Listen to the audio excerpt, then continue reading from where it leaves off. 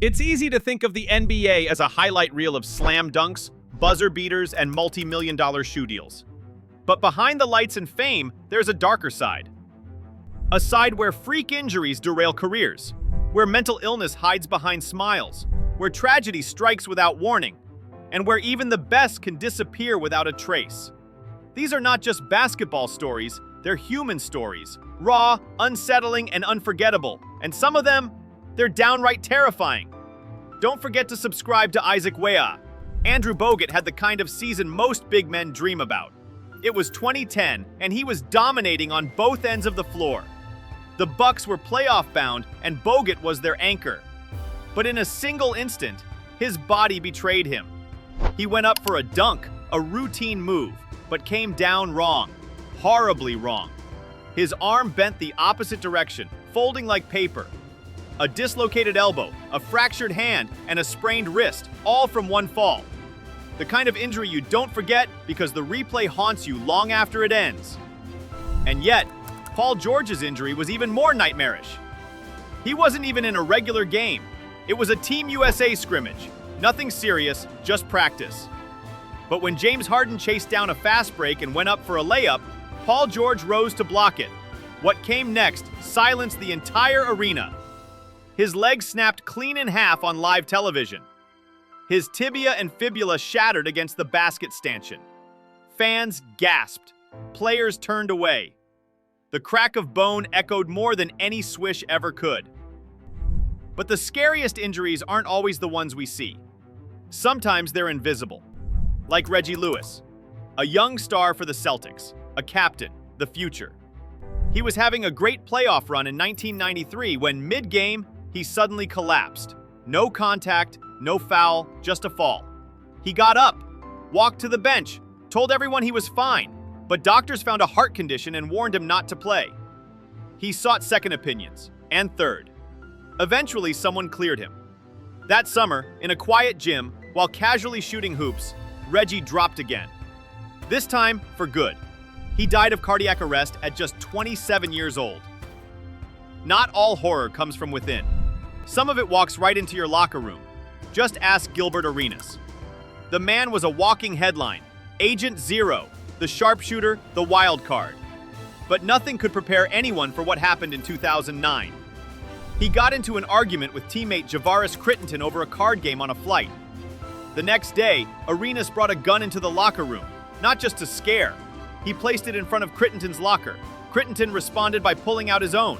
2 teammates, 2 guns, in an NBA facility, like a scene from a gangster film. But it wasn't a movie. It was real life. Gilbert was suspended for the season.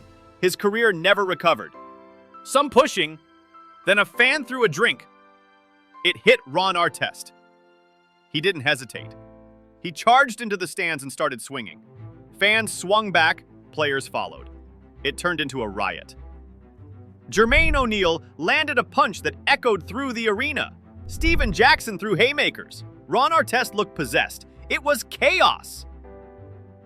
By the time it was over, the NBA had changed forever. 9 players suspended, millions lost. And a new era of security protocols ushered in. Some stories, though, don't involve fights or injuries. Some involve something far worse: false accusations.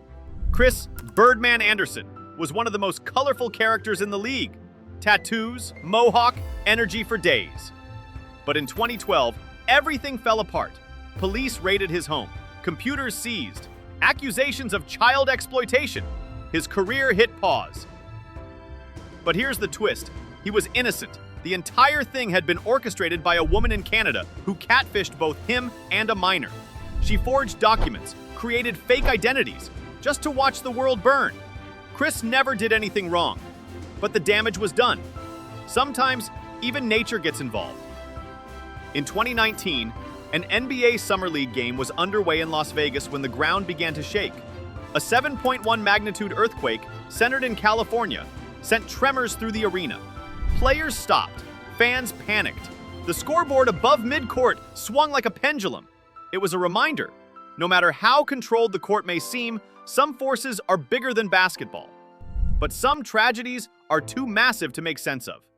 Like Len Bias. drafted second overall in 1986 by the Boston Celtics. He was supposed to be the next big thing. Bigger than Jordan, stronger, flashier. Just 2 days after being drafted, he was dead. A cocaine overdose. Heart failure. 22 years old? Gone before he ever played a game. A future lost. A star never allowed to rise. Fame isn't a shield. Just ask Kenyon Martin. During a playoff game in 2012, a woman casually strolled onto the court. No security, no hesitation, just walked up mid-game. Turns out, she had developed an obsession with Martin. Her name? Savannah McMillan Christmas. She wasn't just a fan, she believed she had a connection with him. It wasn't romantic, it was disturbing. A reminder that fame attracts admiration, but also obsession.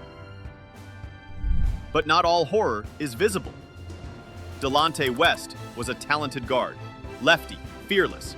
He played alongside LeBron, but beneath the surface, he was struggling. Diagnosed with bipolar disorder, West battled demons few understood. He once got pulled over riding a motorcycle with 2 loaded guns, a shotgun, and a knife strapped to his leg. He vanished from the league, then reappeared in viral videos, homeless, disoriented, and alone. Mark Cuban tried to help. The NBA tried. But sometimes, the help comes too late. Not even Michael Jordan was safe. In 1993, his father, James Jordan, pulled over to nap on the side of the road in North Carolina.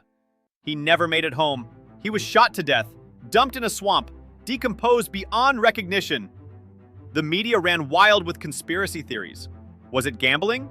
Was it mob-related? But beneath the noise was the truth. Michael lost his father, and with him, a part of himself. It was one of the darkest moments in sports history.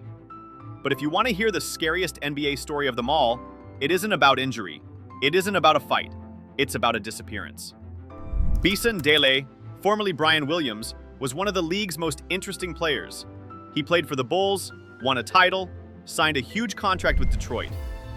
Then, at 30, he walked away. Bought a boat, sailed the world, lived free.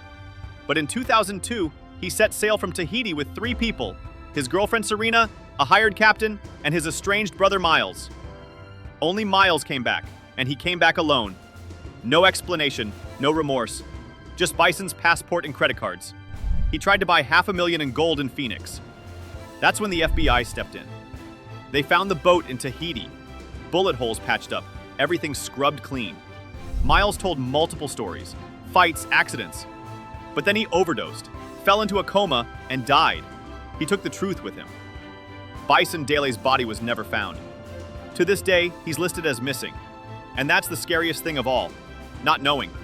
These aren't just sports stories. They're human tragedies. Proof that behind every highlight, there might be pain. Behind every smile, a secret. Behind every stat line, a silent scream. So next time someone says, it's just a game, remind them it's never just a game. Don't forget to subscribe to Isaac Weah.